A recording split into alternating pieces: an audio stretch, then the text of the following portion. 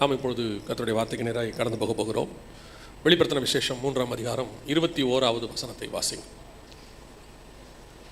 வெளிப்படுத்தின விசேஷம் 3ஆம் அதிகாரம் 21வது வசனம். நான் ஜெயம் கொண்டு என் பிதாவினுடைய சிங்காசனத்திலே அவரோட கூட உட்கார்ந்தது போல ஜெயம் கொள்ளுகிறவன் எவனோ அவனும் என்னுடைய சிங்காசனத்தில் என்னோட கூட உட்காரும்படிக்கு அருள் செய்வேன். கண்களை மூடுவோம். நல்ல தகப்பனே, சர்வ வல்லமையுள்ள எங்கள் ஆண்டவரே, தர்மையான நேரத்திற்காக உமக்கு ஸ்தோத்திரம். கிருபை உள்ள கரத்தில் எங்களை தாழ்த்துகிறோம். இந்த முதலாம் நாள் மத்தியான வேளையிலே கர்த்தர் எங்களோடு கூட பேசும்படி நாங்கள் செபிக்கிறோம். எங்களுக்கு நன்மையான ஈவுகளை மட்டும் கட்டளையிடுகிற ஆண்டவராக இருக்கிறீரப்பா. உம்மிடத்தில் நன்மை அன்றி தீமை ஒன்றுமில்லை ஆண்டவரே. ஆண்டவரே, நன்மைக்கு தீமை செய்கிற காலத்தில் தீமைக்கு நன்மை செய்கிற தேவனாய் நீர் இருக்கிறீரப்பா. அப்பா, உடைய மகிமையுள்ள கரத்தில் எங்களை தாழ்த்துகிறோம். நீர் அரவணைத்துக் கொள்ளும், நீர் பேசும், நீர் இடைபடும். எங்கள் ஆண்டவர் இயேசு கிறிஸ்துவின் நாமத்தில் பிதாவே. அல்லேலூயா. முடிஞ்சா? சரி. வெளிப்படுத்தின விசேஷம் 3ஆம் அதிகாரம் 21வது வசனத்தை திருப்பி வாசிங்க பார்ப்போம். நான் ஜெயம் கொண்டு என் பிதாவினுடைய சிங்காசனத்திலே அவரோட கூட உட்கார்ந்தது போல ஜெயம் கொள்ளுகிறவன் எவனோ அவனும் என்னுடைய சிங்காசனத்தில் என்னோட கூட உட்காரும்படிக்கு அருள் செய்வேன். இந்த வசனத்தில் ஆண்டவர் சபைக்கு கொடுக்குற ஆசீர்வாதத்தை குறித்து பேசுகிறார். அதாவது வெளிப்படுத்தின விசேஷத்தில் 7 சபைகள் இருக்கிறது. 7 சபைகளுக்கு ஆசீர்வாதத்தை பற்றி சொல்லும் பொழுது ஏறக்குறைய 10 ஆசீர்வாதங்கள் இருக்கிறது. ஜெயம் கொள்ளுகிறவன் எவனோ, ஜெயம் கொள்ளுகிறவன் எவனோன்னு ஒரு சில சபைகளுக்கு 2 ஆசீர்வாதத்தை சொல்லுவார், ஒரு சில சபைக்கு 3 ஆசீர்வாதத்தை சொல்லுவார். ஏறக்குறைய 10 ஆசீர்வாதம் அங்கே இருக்கிறது. இந்த 10 ஆசீர்வாதத்தையும் நாம் சுதந்திரிக்க வேண்டியது அவசியமாக இருக்கிறது. அது கர்த்தர் வாக்கு பண்ணினது. ஆனால் அதுக்கு ஒரு கண்டிஷன் இருக்குது. அதுக்கு என்ன செய்கிறாரு? ஒரு கண்டிஷன் வச்சுருக்கிறார்.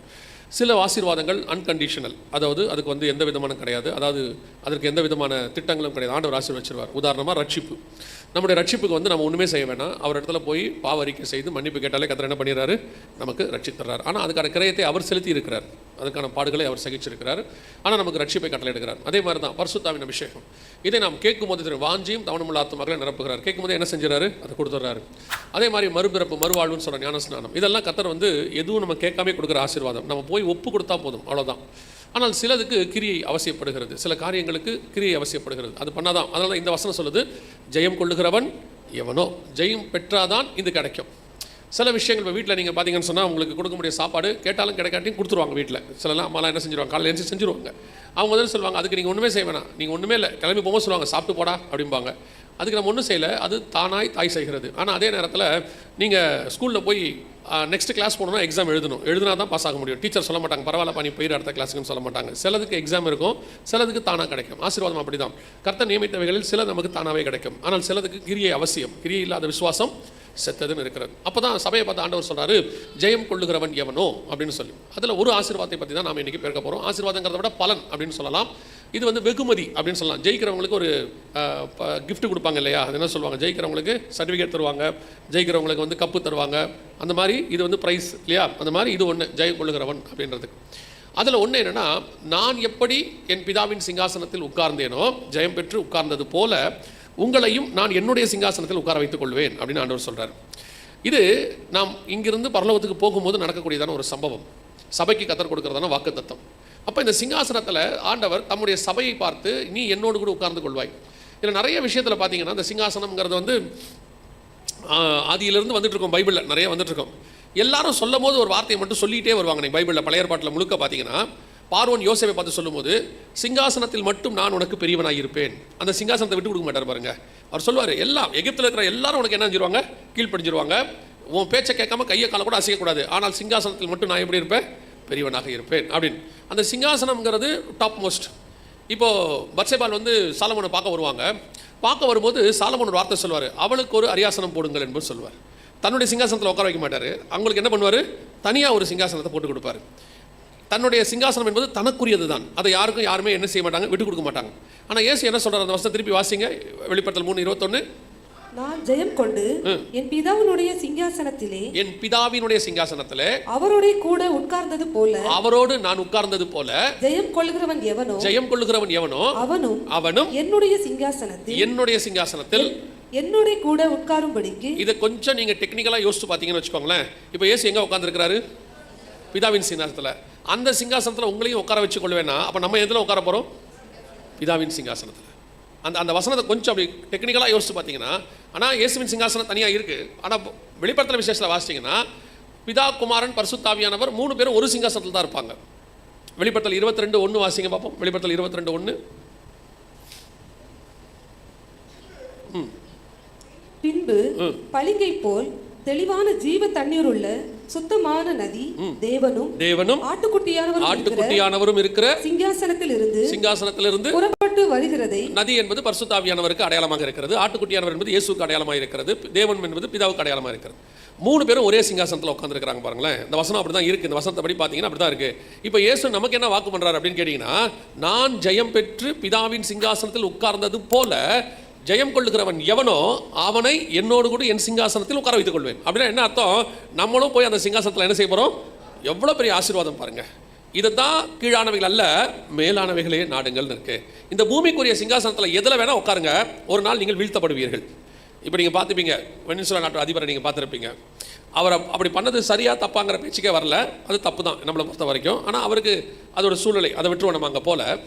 ஆனால் அவருடைய சிங்காசனம் நிலை இல்லை என்பது தெரிஞ்சு போச்சு. என்னதான் நான் போய் ஒரு ஜனாதிபதியாக உட்காந்துருந்தாலும் என்னைக்கு என் சிங்காசனம் என்னை விட்டு போகும்னு எதிர்பார்க்க முடியாது. போயிடுச்சு, அவ்வளோதான். இதே மாதிரி எத்தனையோ பேருக்கு நடந்திருக்குது. எத்தனையோ பேருடைய வாழ்க்கையில் அப்படிப்பட்ட சிங்காசனங்கள் போயிருக்கிறது. நான் தான் நிரந்தரமாக பதவியில் உட்காந்துருப்பேன்னு சொன்னவங்களாம் சடுதியாக செத்து போனவங்களாம் இருக்கிறாங்க. நைட்டு நான் நிரந்தரமாக இருப்பேன்னு சொன்னவங்க காலையில் ஹாஸ்பிட்டல் அட்மிட் ஆகி 10 நாளில் செத்து போனவங்களாம் இருக்கிறாங்க. அப்போ எந்த சிங்காசனமும் இந்த உலகத்தில் எது கிடையாது? நிரந்தரமானது கிடையாது. ஆனால் ஆண்டவர் சொல்றாரு, ஜெயம் கொள்கிறவன். இதுதான் நமக்கு நிரந்தரமான சிங்காசனம். இதுக்கு தான் நீங்கள் பிரயாசப்படணும். உலகத்தார் இந்த சிங்காசனத்துக்கு ஆசைப்படுவாங்க. அது 5 வருஷம் இருக்கலாம், 10 வருஷம் இருக்கலாம், 15 வருஷம் இருக்கலாம், 30-40 வருஷம் கூட இருக்கலாம். அதுக்கப்புறம் போயிடும். அந்த சிங்காசனம் இருக்காது. ஒரு காலகட்டத்துக்கு பிறகு அந்த சிங்காசனம் இருக்காது. ஆனால் இங்கே வசனம் சொல்லுது, நான் என் பிதாவிடத்தில் ஜெயம் பெற்று உட்கார்ந்தது போல. அப்போ நாமளும் எதையோ செஞ்சா இந்த சிங்காசனம் கிடைக்கும். இப்போ ஆண்டவர் இதை யாரை பார்த்து சொல்றாருன்னா, சபையை பார்த்து சொல்றாரு. சபைக்கு கொடுக்கறதான வாக்குத்தத்தம். சபை என்பது கர்த்தருடைய பார்வையில் அவருடைய மனவாட்டியாக இருக்கிறது. நான் ஏற்கனவே உங்களுக்கு சொன்னேன், பத்சேபாள் வரும்போது தன் தாயாய் இருந்தாலும் சாலமோன் இன்னொரு சிங்காசனத்தை தான் போட்டார், இன்னொரு அரியாசனத்தை தான் போடுறார். ஆனால் இங்கே வசனம் சொல்லுது, என்னோடு கூட சிங்காசனத்தில் உட்கார வைத்துக் கொள்வேன். இதற்கு ஒப்புமையான ஒரு காரியம் பைபிளில் இருக்கு. வாசிங்க, எஸ்தரின் புஸ்தகம் 2ஆம் அதிகாரம் 17வது வசனத்தை வாசிங்க. ராஜா சகல ஸ்திரீகளை பார்க்கிலும் எஸ்தர் மேல் அன்பு வைத்தான். சகல கன்னிகைகளை பார்க்கிலும் அவளுக்கு அவன் சமூகத்தில் அதிக தயையும் பட்சமும் கிடைத்தது.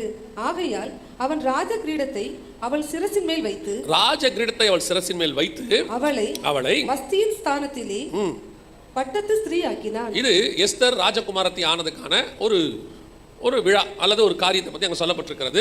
அவன் பார்த்தீங்கன்னா விருந்து பண்ணினான் அப்படின்னு அடுத்த வசனத்தில் தன்னுடைய எல்லா பிரபுகளுக்கும் ஊழியக்காரருக்கும் எஸ்தர் நிமித்தம் ஒரு பெரிய விருந்து செய்து அப்படின்னு இருக்கு. அப்படின்னா என்ன அர்த்தம் அப்படின்னு கேட்டிங்கன்னு சொன்னால், அதை ஒரு பெரிய விழாவாக கொண்டாடி எஸ்தரை கொண்டு போய் அப்படி உட்கார வைக்கிறார், தலையில் ஒரு கிரீடத்தை வைக்கிறார். இப்போ இதே காரியத்தை கிரீடத்தை வைக்கிறத பற்றியும் நீங்கள் சிவர்ணா சபைக்கு எழுதும்போது ஆண்டவர் சொல்கிறாரு, உனக்கு ஜீவ கிரீடத்தை மரணம் பரியந்தம் உண்மை உள்ளவனாயிரு, முடிவு பரியந்தம் உண்மை உள்ளவனாயிரு, உனக்கு என்ன செய்வேன்? ஜீவ கிரீடத்தை நான் உனக்கு தருவேன். அப்போ ஒரு இடத்துல கிரீடம் தராரு, ஒரு இடத்துல சிங்காசனம் தராரு. இது சபைக்கு கொடுக்கப்படுகிறது. இந்த இடத்துல எஸ்தருக்கு கிரீடமும் தரப்படுகிறது, உட்கார வைக்கப்படுகிறார், ராஜஸ்திரியின் இடத்துல உட்கார வைக்கப்படுகிறார். அப்படின்னா இந்த ஆசீர்வாதம் அல்லது இந்த மகத்துவத்தை பெற்றுக்கொள்வதற்கு எஸ்தர் செய்தது என்ன? அதான் ரொம்ப இம்பார்ட்டன்ட். ஜெயம் கொள்ளுகிறவன் எவனோ அப்படின்னு இருக்கு இல்லையா?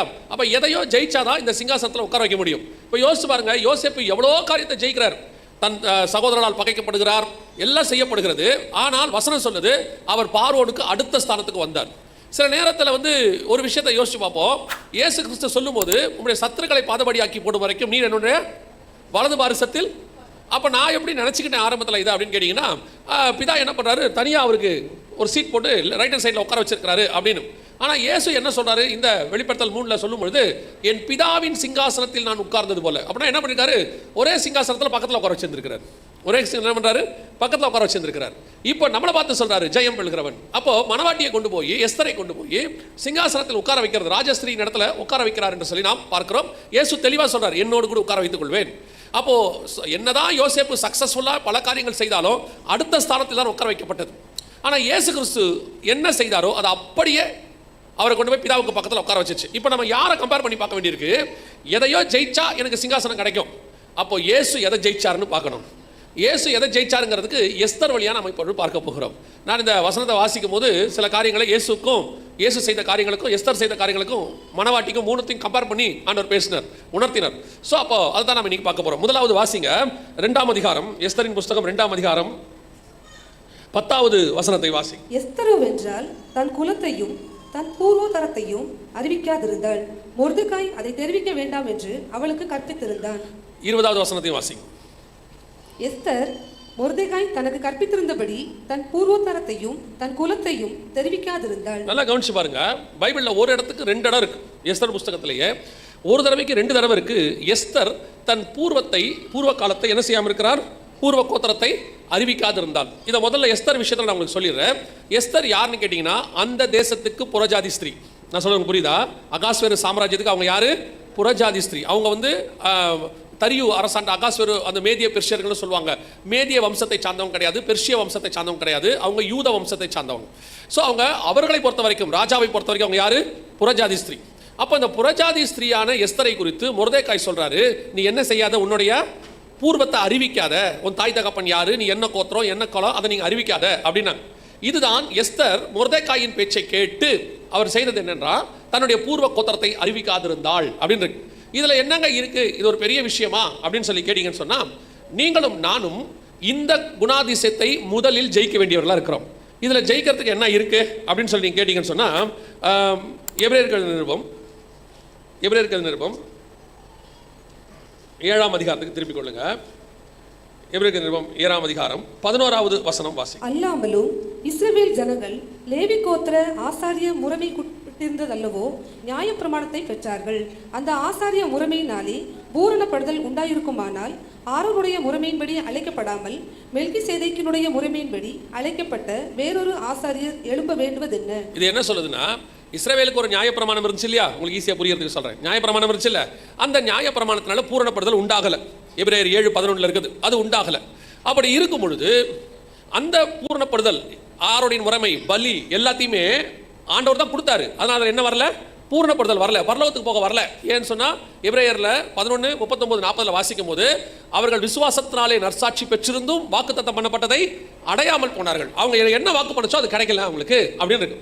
அதனால வேறொரு ஆசாரிய முறைமை கொண்டு வராராம், வேறொரு மெத்தட் பரலோகத்துக்கு போறதுக்கு. அந்த மெத்தட் என்னன்னு கேட்டா, இப்ப நீங்களும் நானும் இருக்கிறோம்ல, சர்ச் மெத்தட். இந்த மெத்தடுக்கு பேர் தான் மெல்கிசேதேக்கின் முறைமை மெத்தட்னு அர்த்தம். இந்த மெத்தட்ல தான் நீங்க எங்க போக முடியும்? பரலோகத்துக்கு போக முடியும். ஏன்னா 40வது வசனம் சொல்றது, எபிரேயர் 11:40, அவர்கள் நம்மை அல்லாமல் பூர்ணராகாதபடி விசேஷித்த நன்மையானதொன்றை தேவன் நமக்கென்று முன்பதாக நியமித்திருந்தார். ஸோ இந்த மெத்தட்ல தான் பரலோகத்துக்கே போக முடியும். அந்த மெத்தடுக்கு பேர் தான் மெல்கிசேதேக்கின் முறைமை. சரி, இதுக்கும் ஆசாரியத்துவம், அந்த கோத்திரத்தை அறிவிக்காம இருக்கிறதுக்கும் என்னங்க நீங்க காரியம்? அதை ஏன் இங்க கொண்டாடுறீங்க அப்படின்னு கேட்டீங்கன்னா, அதே எபிரேயர் 7ஆம் அதிகாரத்துல 2-3 வசனங்கள் வாசிங்க பாப்போம். இவனுக்கு ஆபிரகாம் எல்லாவற்றிலும் தசமபாகம் கொடுத்தான்.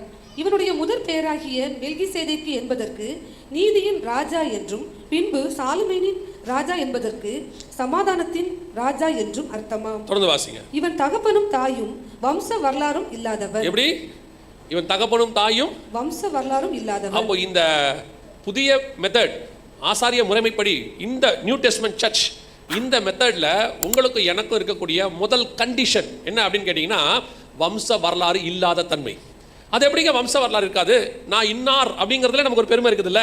நான் இன்னாருடைய மகன், இன்னாருடைய மகள், எங்க அம்மா யாரு, எங்க அப்பா யாரு, இதையெல்லாம் தாண்டி இன்னொன்று இருக்குது. நான் எந்த கோத்திரம், நான் எதுல பிறந்தேன், நான் யார் தெரியுமா அப்படின்னு சொல்லி கேட்டால் ரத்தத்திலேயே ஊறிச்சிருப்பீங்க. சாம்பார் வடை ஊர்னா மாதிரி உங்கள் ரத்தத்தில் அது ஊறிச்சிருப்பீங்க. என்னன்னு கேட்டால், நான் இந்த ஜாதிக்காரரு அப்படின்னு ஒரு ஸ்டாம்ப் ஒன்று வச்சிருப்பீங்க. இல்லை, வசனம் சொல்லுது, உன் பூர்வத்தை நீ மறந்தால் ஒழிய, உன் வம்சத்தை நீ தொலைத்தால் ஒழிய உன்னால் ராஜ கிரீடத்தை பெற்றுக்கொள்ள முடியாது. நீ எஸ்தர் சௌந்தரியம் உள்ளவளாக இருக்கலாம், கர்த்தர் செலக்ட் பண்ணி இருக்கலாம், கொண்டு வந்து அரண்மனைக்கு கூட வந்தாச்சு. ஆனா மொர்தெகாய் சொல்றான், உன் வம்ச வரலாறு மட்டும் பேசாத, அதை விற்று, அது அல்ல. ஏன்? உன் வம்ச வரலாறு உன்னை ராஜகுமாரத்தியாய் மாத்தாது. இன்னைக்கு நம்மகிட்ட இருக்கிற பெரிய பிரச்சனை என்ன அப்படின்னு கேட்டா, இந்த பூமிக்குரிய வம்சம். நாம் ஒரு தாய் தகப்பனுக்கு தான் பிறந்தோம், அதுல மாற்று கருத்தே கிடையாது. ஆனால் இந்த தாய் தகப்பனுடையதான சுபாவம் உனக்குள்ள இருந்து போகணும். இவங்களுக்குள்ள இருக்கக்கூடிய குணாதிசயம் உங்களுக்கு போகணும். பல நேரத்தில் நமக்கு ஒரு பெருமை இருக்குது, நம்ம எல்லாருக்கும் ஒரு பெருமை இருக்குது. என்ன பெருமை இருக்குது தெரியுமா? நான் எப்பவும் சொல்வேன், குழந்தை பிறந்த உடனே குடும்பத்தில் குண்டு வைக்க தொடங்கிடுவாங்க. இந்த குழந்தை பிறந்தவொடனே பார்க்க வராமல்ல, இந்த பார்க்க வரவன் என்ன பண்ணிடுவான்னு கேட்டிங்கன்னா, திடீர்னு ஒரு குண்டு தூக்கி போட்டு போயிடுவான். அந்த அம்மா கஷ்டப்பட்டு பிள்ளை பெற்றிருக்கோம், அந்த அம்மா காது பட ஒரு சொல்லிட்டு போயிடுவான், அப்படியே உங்கள் மாமியார் மாறி இருக்குன்ட்டு போயிடுவான். அந்த அம்மாவுக்கு அவ்வளோதான் போங்க, அதோட மயக்கம் வந்த மாதிரி கண்ணை முடிக்கும் அந்த அம்மா. இவ்வளோ கஷ்டப்பட்டு பிள்ளை பற்றி யார் மாதிரி இருக்கு? மாமியார் மாதிரி. ஆக்சுவலாக பிள்ளை பிறந்தவொடனே தெரியவே தெரியாது. அது பார்க்குறதுக்கு ஒரு முழுக்குன்னு இருக்கும், அவ்வளோதான். போக போக தான் முகத்துக்கு ஜாடை வரும், அது வரைக்கும் வரவே வராது. இவன் சொல்லிட்டு இப்படி போயிடுவானா, அடுத்த ஒருத்தன் வருவான். அவன் யார் வருவானா, அந்த அம்மா சைட்லேருந்து வருவான். அவன் சொல்லிட்டு போவான், பார்க்கறதுக்கு உங்கள் அம்மா மாதிரியே இருக்குடி, உங்கள் அம்மாவும் சின்ன வயசு. அவன் மாப்பிள்ளைக்கு டென்ஷன் ஆயிரும், என்னது மாமியார் மாதிரியா, ஐயோடா அப்படின்னு சொல்லி. ஆக்சுவலாக இதில் நமக்கு கேட்கறதுக்கு ஒரு பெருமை இருக்கும் தெரியுமா? அப்படியே பிள்ளை உங்களை மாதிரியே இருக்குது, உங்களை மாதிரியே பேசுது, உங்களை மாதிரியே, நமக்குள்ளே இருதயத்துக்குள்ள ஒரு சந்தோஷம் வருது இல்லை? ஆக்சுவலாக கவனித்து பார்த்தீங்கன்னா பைபிளில் கர்த்தர் நம்மை படைக்கும் பொழுது மனுஷனை, ஆதியாகமம் 1:26 வாசிங்க. ஆதியாகமம் 1:26. பின்பு தேவன் நமது சாயலாகவும் நமது ரூபத்தின்படியேயும் மனுஷனை உண்டாக்குவோமாக. இது மனுஷன் ஆரம்பத்தில் பிறந்தது. ஆனால் பாவம் செஞ்ச பிறகு என்னாச்சு தெரியுமா? 4ஆம் அதிகாரம் வாசிங்க. 1, 2, 3 வசனம். ஆதியாகமம். ஆதாம் தம் மனைவியாகிய ஏவாளை அறிந்தான், அவள் கர்ப்பவதியாகி காயினை பெற்று கர்த்தரால் ஒரு மனுஷனை பெற்றேன் என்றாள். 5ஆம் அதிகாரம் 5, 1, 2. ஆதாமின் வம்ச வரலாறு. தேவன் மனுஷனை சிருஷ்டித்த நாளிலே அவனை தேவ சாயலாக உண்டாக்கினார். அவர்களை ஆணும் பெண்ணுமாக சிருஷ்டித்து அவர்களை ஆசீர்வதித்து அவர்களை சிருஷ்டித்த நாளிலே அவர்களுக்கு மனுஷர் என்று பெயரிட்டார்.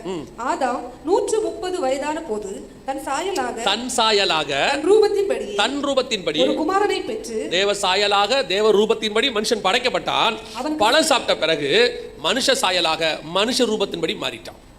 இப்ப திருப்பி கர்த்தர் உங்களை நீ எப்படி மாத்த விரும்புறாரு வாசிங்க. ரோமர் 8:29 வாசிங்க.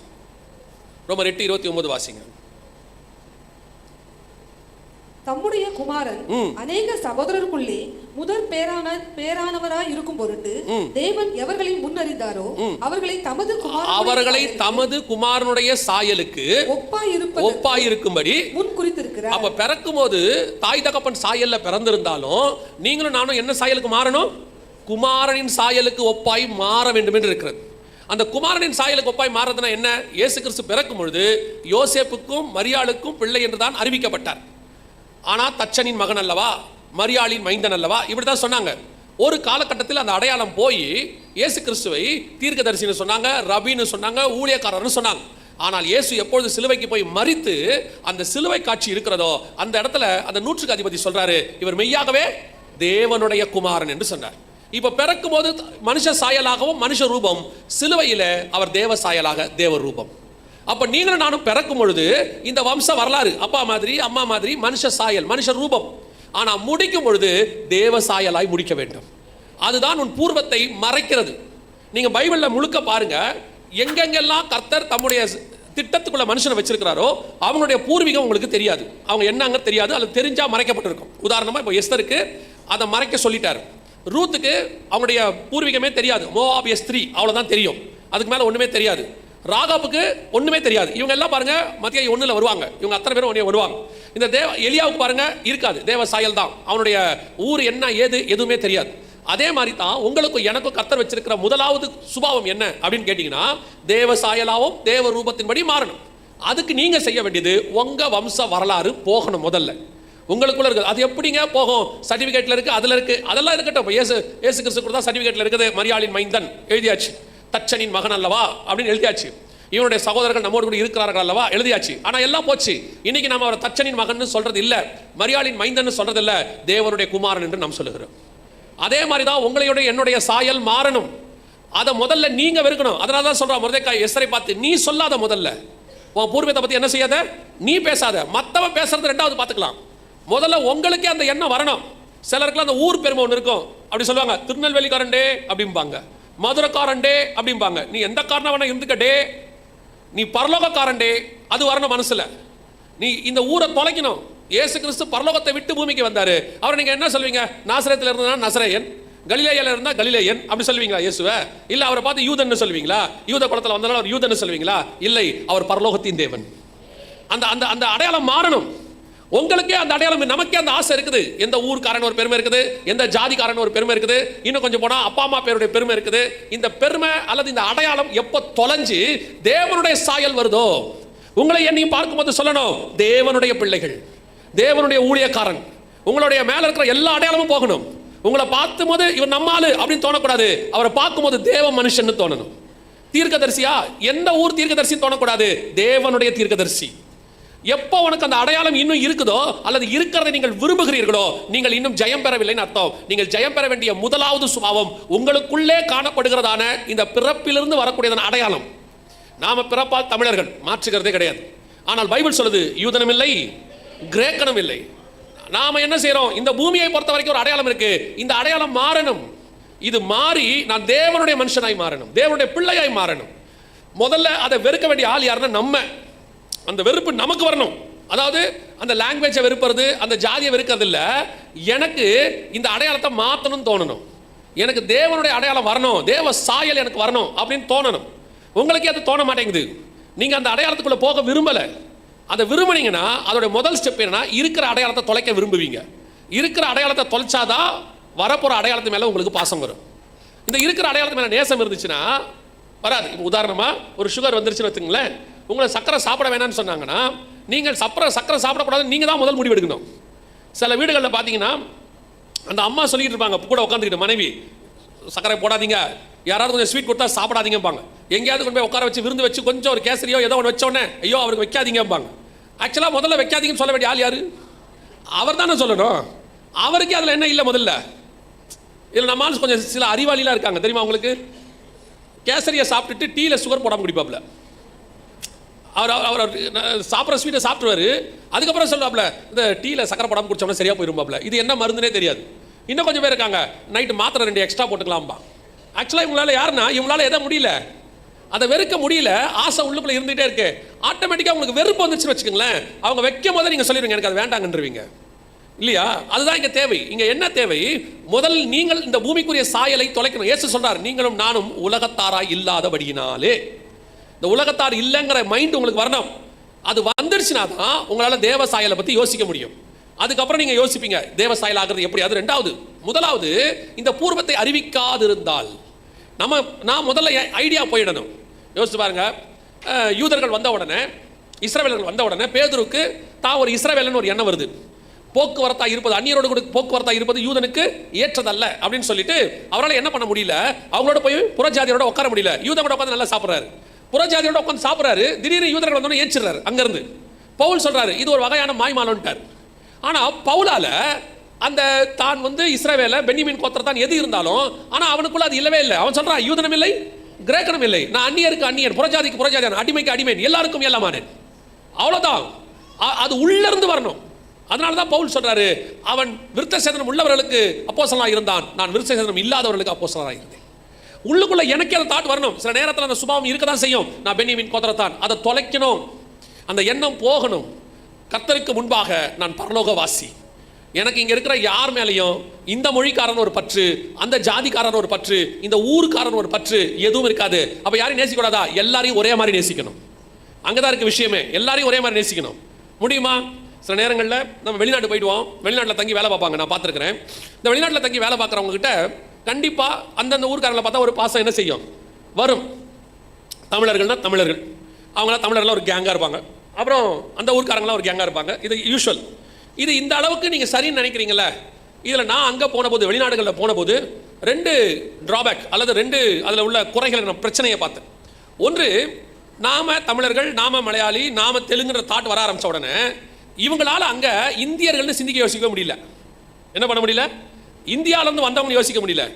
ஒரு சர்ச்சில் நடக்கிற சம்பவம் தான். ஒரு சர்ச்சில் தெலுங்குக்காரங்க இருக்காங்க, மலையாளக்காரங்க இருக்காங்க, தமிழ்காரங்க எல்லாம் மிக்ஸ் ஆகி உட்காந்துருக்காங்க. அந்த சர்ச்சில் ஒரு தெலுங்கு பாட்டு, ஒரு தமிழ் பாட்டு, ஒரு மலையாள பாட்டு எல்லாம் கலந்தா பாடுறாங்க. செய்தி கொடுக்கும்போது டிரான்ஸ்லேஷன் வச்சிருக்காங்க. கூடுமான வரைக்கும் நம்ம ஒன்றா இருக்கணும்னு நினைக்கிறாங்க. ஆனால் ஒரு காலகட்டம் வரும்போது தமிழர்களுக்குன்னு ஒரு தனி சர்ச் வேணுங்க, தெலுங்குக்காரங்களுக்குன்னு ஒரு தனி சர்ச் வேணுங்க, மலையாளிகள். அப்போ இவன் இவ்வளோ நாள் எப்படி உட்காந்துருக்கான் உள்ளுக்குள்ள பார்க்கறதுக்கு நாங்கள் ஒன்றுமில்லைன்னு தான் சொன்னா, ஆனால் உள்ளுக்குள்ள என்ன இருக்குது? நான் தமிழன், நான் மலையாளி, நான் கன்னடக்காரன் அப்படின்னு ஒரு எண்ணம் இருந்துகிட்டே இருக்கு. அது என்ன செய்கிறது என்று சொன்னால் அவங்களுக்குள்ள ஒரு பாகுபாடை உண்டாக்கி பிரிவினையை கொண்டாந்துருது. நான் இப்போ வெளிநாடுகள் அதை பார்க்குறேன். ரெண்டாவது பிரச்சனை அதில் என்ன இருக்குன்னா, இவங்களுக்குள்ள பிரிவினை இருக்கிறதுனால இவங்க போகிற ஊர் இருக்குல்ல, அந்த ஊருக்காரனுக்கு சுவிசேஷமே சொல்ல மாட்டாங்க. அங்கே இருக்கிறவனுக்கு பெரும்பாலும் சொல்கிறேன் சுவிசேஷம் சொல்ல மாட்டாங்க. அவங்கள பொறுத்த வரைக்கும் அவன் வெளிநாட்டுக்காரன், நான் இந்தியாக்காரன், இந்தியாக்காரங்களுக்கே சுவிசேஷம் சொல்லுவான், அப்புறம் வெறும் தமிழங்கிட்டே சுவிசேஷம் சொல்லுவான். இந்த எண்ணம் உனக்கு முதல்ல மாறிடணும். அந்த தாட்டு மாறிட்டாதா நான் யாருக்கும் சுவிசேஷம் சொல்லுவேன். எல்லாரும் என் சபைகள் ஒன்றா இருப்பாங்க. அப்படி இருந்தால் தான் அதுக்கு பேர் பரலோகம். எல்லாரும் ஒன்றா இருக்கிறதுக்கு பரலோகம். வெறும் தமிழை மட்டும் இருந்தால் அது தமிழ்நாடு சபை. தமிழ், தெலுங்கு, கன்னடம், மலையாளம், ஆப்பிரிக்காரன், சைனாக்காரன் எல்லாரும் சேர்ந்து ஒரே சாயில உட்காந்துருப்பா பாருங்க. அதற்கு பேர் தான் பரலோகம். அங்கே யூதனும் இல்லை, கிரேக்கனும் இல்லை, ஆணும் இல்லை, பெண்ணும் இல்லை, எல்லா தேவதூதர்களை போல ஒரே மாதிரி. இந்த தாட் உனக்கு முதல்ல இங்கேயே வரணும். உன் பூர்வீகம் தொலையணும், பூர்வ கோத்திரம் தொலையணும், உள்ளுக்குள்ள மாறணுங்கிற. சர்டிபிகேட்ல மாத்துறது முக்கியம் இல்லை, உள்ள மாறணும். எனக்கு என்னை பொறுத்த வரைக்கும் அப்படின்ற ஒரு தாட் வந்துடணும். எனக்கு எல்லாரும் சமம், அத்தனை பேரும் ஒரே சகோதரர்கள், ஒரே ரத்தத்தால் கழுவப்பட்டவர்கள், ஒரே பாத்திரத்தில் பானம் பண்ணுகிறோம், ஒரு அப்பத்தை நாம் புசிக்கிறோம், ஒரு தேவனை ஆராதிக்கிறோம், ஒரு தேவனை தேடி மேலே போக போகிறோம். அல்லேலூயா. இங்க யார் ஒருத்தர் உள்ளுக்குள்ள உட்கார்ந்துகிட்டு இந்த பாகுபாடோட கூட இருக்கிறீங்களோ நீங்கள் ராஜகுமாரத்தியாய் மாற முடியாது என்று அர்த்தம். நீங்கள் தேவனோட கூட சிங்காசனத்தில் உட்கார முடியாது. ரெண்டு ஜாதிக்காரன் ஒரு சர்ச்சுக்குள்ள உட்கார மாட்டீங்கன்னு சொன்னா எப்படி ரெண்டு பேரும் பரலோகத்தில் உட்காருவிய? அந்த பாகுபாடு இங்க இருக்குதுன்னு சொன்னா எப்படி உன்னால போய் பரலோகத்தில் உட்கார முடியும்? இல்லையா? அதுல வேற நம்ம ஆளு பாத்தீங்கன்னு சொன்னா அதுக்கு ஒரு லா பேசுவார். என்ன லா பேசுவார்னா, நான் எனக்கு அப்படிலாம் ஒன்றும் இல்லைங்க, எங்க சொந்தக்காரன் ஒத்துக்க மாட்டான். நீ பரலோகத்துக்கு போன கூட தான் ஒத்துக்க மாட்டான், அதனால போக மாட்டீங்களா? இப்போ சொந்தக்காரங்க சொல்லிட்டாங்க நீங்கள் அந்த பரலோகத்துக்கு போக வேண்டாம், எனக்கு பிடிக்கலன்னு போக மாட்டீங்களா? இங்கே சொந்தக்காரன் எல்லாருமே யார் தெரியுமா? யார் இயேசு ரத்தத்தால் கழுவப்பட்டவனோ அவன் தான் நமக்கு சொந்தக்காரன், அவன் தான் நமக்கு சொந்தக்காரன். நான்லாம் வந்துட்டு எப்பவும் சொல்லுவேன், அண்ணன் தம்பி இல்லாமல் பிறந்தாள் ஒரு பிள்ளை, அவ்வளோதான். ஸோ ஆரம்பத்திலேயே நான் தனியாக எங்கள் அம்மா கூட வளர்ந்தவன். எனக்கு ஃப்ரெண்ட்ஸு அல்லது எனக்கு சொந்தம் அல்ல அப்படின்றது நான் முதல்ல ரொம்ப க்ளோஸாக எங்கே பார்த்தேன்னா சபைக்குள்ளே தான் போய் தான் பார்த்தேன். சர்ச்சுக்குள்ளே நான் போகும்போது எங்கள் சர்ச்சுக்குள்ளே நீ யார், என்ன கொத்திரம், என்ன குளம், என்னமே கேட்கவே இல்லை. ஒரு பையன் ரட்சிக்கப்பட்டு சபைக்கு வரான், அவ்வளோதான் தாட். அப்படி தான் என்னை ஏற்றுக்கொண்டாங்க. ஊழியத்தில் அப்படி தான் எனக்கு சொல்லிக் கொடுத்தாங்க. இன்னைய வரைக்கும் எனக்கு ஊழியம் சொல்லிக் கொடுத்தவங்க யார், அவங்களுடைய கோத்திரம் என்ன எனக்கு தெரியவே தெரியாது. அவங்களும் அதை என்கிட்ட கேட்டதும் இல்லை. அவங்க நம்ம நாசுக்காக விசாரிப்பான், நாசுக்காக கேட்பான், நீங்கள் நாகர்கோயிலோ அப்படின்பா கண்டுபிடிக்கிறதுக்கு, மதுரையோ உங்கள் பேச்சு காட்டுகிறதே அப்படின்பா. அது எதுக்கு அந்த கேள்வி கேட்பியா? மதுரையா இருந்துட்டு போகிறேன் என்னப்ப, இல்லை அந்தமான் நிக்கோபார் இல்லைண்டா இருக்கட்டும், இப்போ என்னப்ப ஸ்ரீலங்காவில் தான் இருந்துட்டு போகிறேன் என்னப்ப, இப்போ என்ன பிரச்சனை? இப்போ உங்களுக்கு எங்கள் சர்ச்சில் தான் எங்களை அப்படி ஒரு கேள்வி கேட்டதே கிடையாது. யார் என்ன எந்த ஊர் எதை பற்றி எங்களுக்கு கவலையும் கிடையாது. ஏன் எதுக்கு தெரியுமா? எப்போ நீ இயேசு ரத்தத்தால் கழுவப்பட்டுட்டியோ நீயும் நானும் சகோதரனாய் மாறிவிட்டோம், அவ்வளோதான். எங்கள் அப்பாவுக்கு நீ பிள்ளை, வேலை முடிஞ்சு. பரலோக பிதாவுக்கு நாம் அத்தனை பேரும் சகோதரர்களாய் காணப்படுகிறோம். இதில் உட்காந்துக்கிட்டு அப்படியே அதில் கொஞ்சம் கொஞ்சமாக கண்டுபிடிப்பான், பேச்சில் கண்டுபிடிப்பான், செய்கையில் கண்டுபிடிப்பான், காது அப்படி இருக்கு, மூக்கு இப்படி இருக்கு. சைனாக்காரனுக்கு மூக்கு சப்பையாக இருக்கும், அதனால் அவர் ஒத்துக்க மாட்டீங்களா பரலோகத்தில்? இன்னைக்கு ஒரு கூட்டம் உட்கார்ந்துட்டு இருக்குது சர்ச்சுக்குள்ள. நான் சொல்லுவேன், இவர்கள் தான் சபை வளராமல் போவதற்கு காரணம். நீங்க கிறிஸ்தவத்துக்கு எதிர்ப்பு யாருன்னு நினைக்கிறீங்க? வேற எவனுமே கிடையாது, கிறிஸ்தவம் மட்டும்தான். இல்லைங்க நம்மளால பழிய தூக்கி அவங்க மேல போடுவான், அவங்க வந்துட்டாங்க, இவங்க வந்துட்டாங்க, அவருக்காக ஜெபம் பண்ணுங்க, அங்க பண்ணுங்க, எவனும் கிடையாது.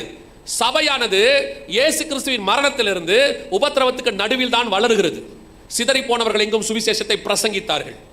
சபை அப்படிதான் வளருது. உபத்திரவம் சபைக்கு புதுசே கிடையாது. இதன் மேல மோதிரனும் சரி, இது எவன் மேல மோதினாலும் சரி, அவன் நொறுங்குவான், நசுங்கி போவான். சபை ஒரு நாளும் ஜெயிக்கப்பட மாட்டாது, சபை தான் ஜெயிக்கும். பாதாளத்தின் வாசல்கள் சபை என்ன செய்யாது? ஜெயிக்காது. ஆனா சபையை செதற பண்ணிடும். யார் தெரியுமா? உள்ளுக்குள்ள உட்கார்ந்துருக்கிறவன்.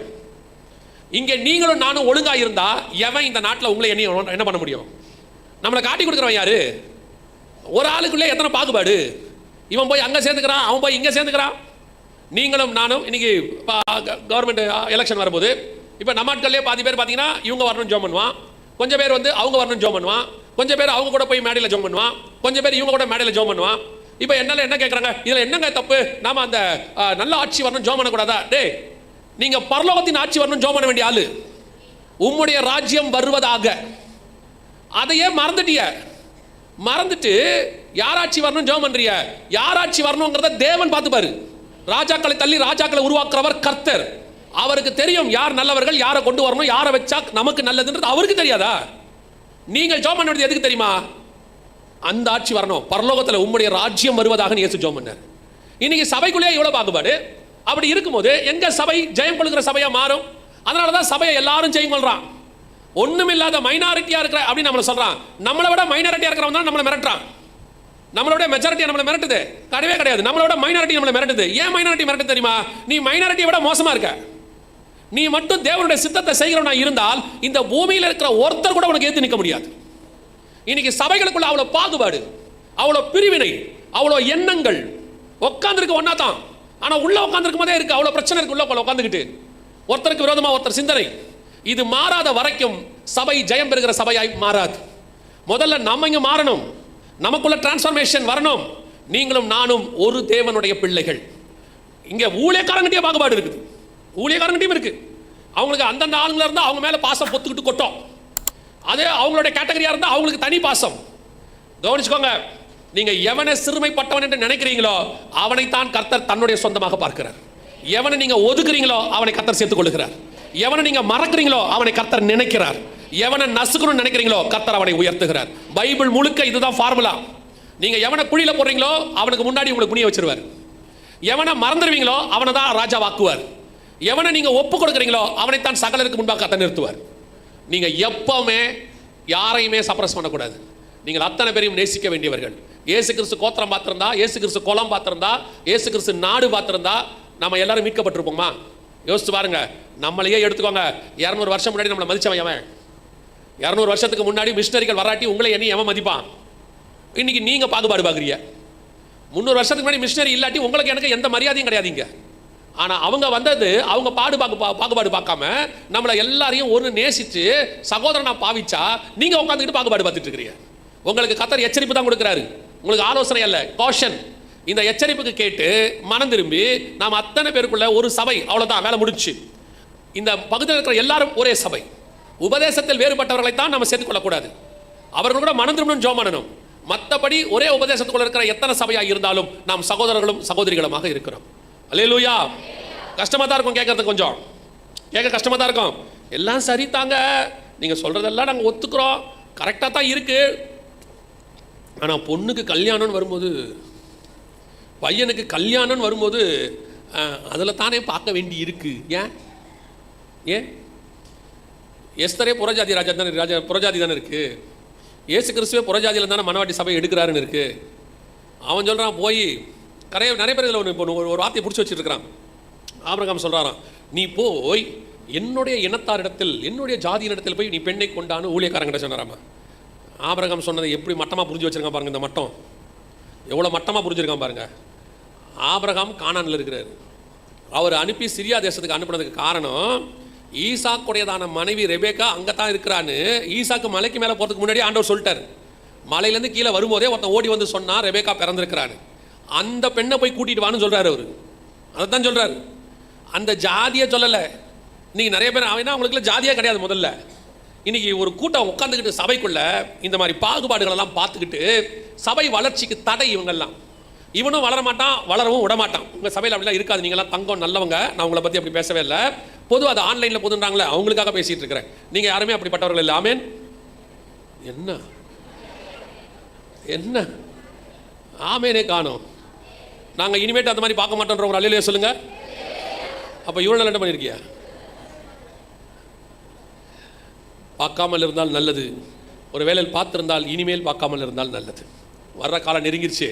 நீங்கள் க்ரைட்டீரியா வச்சிங்க, அவரும் அதே க்ரைட்டீரியா வைப்பார். அவனவன் அளக்கிற அளவின்படி தான் அவனுக்கு என்ன செய்யப்படும்? அளக்கப்படும். நாம் ஒரு இரத்தத்தால், நீங்கள் உலக பிரகாரமாக கூட எடுத்துக்கோங்க, உலக பிரகாரமாக எடுத்துக்கோங்க. ஒரு ஆதாம் ஏவாள்ல இருந்தானே இவ்வளவும் வந்துச்சு, ஆமாவா இல்லையா? அப்போ எப்படி இத்தனை வரும்?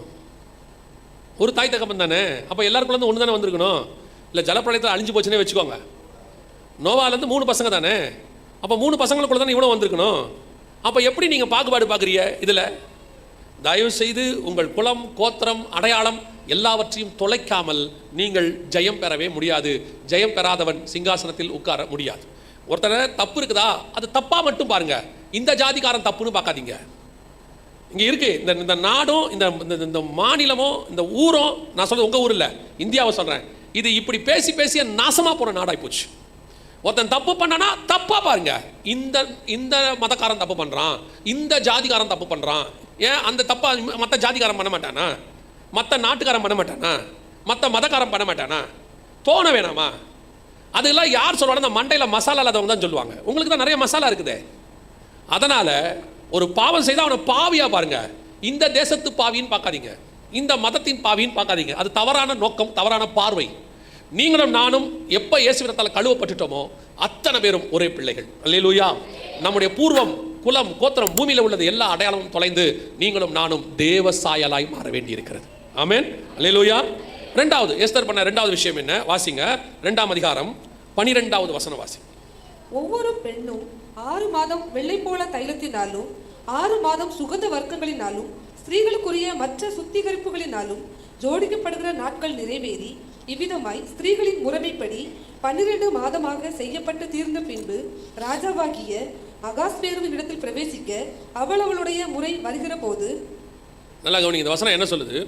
ராஜாவிடத்தில் ராஜகுமாரத்தி ஆகிறதுக்கு நீ போகணும்னா கிட்டத்தட்ட 12 மாதம், 6 மாதம் வெள்ளை போலத்தினாலும் 6 மாதம் சுகந்த வர்க்கத்தினாலும் நீங்கள் என்ன பண்ணணும்? ஸ்திரீகளுக்குரிய சுத்திகரிப்பினாலும் என்ன பண்ணப்படணும்? சுத்திகரிக்கப்படணும் அப்படின்னு இருக்கு. ஸோ ஏறக்குறைய 12 மாதம் அப்படி தான் இருக்காங்க. 12 மாதமும் சுத்திகரிக்கப்படணும். அப்படின்னா என்ன அர்த்தம்? ரவுண்ட் த இயர் சுத்திகரிப்பு நடந்துக்கிட்டே இருக்கணும். ரவுண்ட் இயர் என்ன பண்ணணும்? சுத்திகரிப்புன்னு ஒன்று இருந்துகிட்டே இருக்கணும். சபைக்குள்ளே வந்துட்டோம், சபைக்குள்ளே வந்தவங்கெல்லாம் பரலோகத்துக்கு போவாங்கன்னு பைபிள் சொல்லவே இல்லை. சபையை பார்த்து தான் கர்த்தர் சொல்கிறாரு, ஜெயம் கொள்ளுகிறவன் எவனோ. சபைக்கு வருகிறவன் எவனோன்னு சொல்லலை, சபைக்குள்ளே வந்தவனை பார்த்து கர்த்தர் சொல்கிறாரு, ஜெயம் கொள்ளுகிறவன் எவனோ. அப்போ சபைக்குள்ளே ரெண்டாவது நீங்கள் செய்ய வேண்டியது என்ன?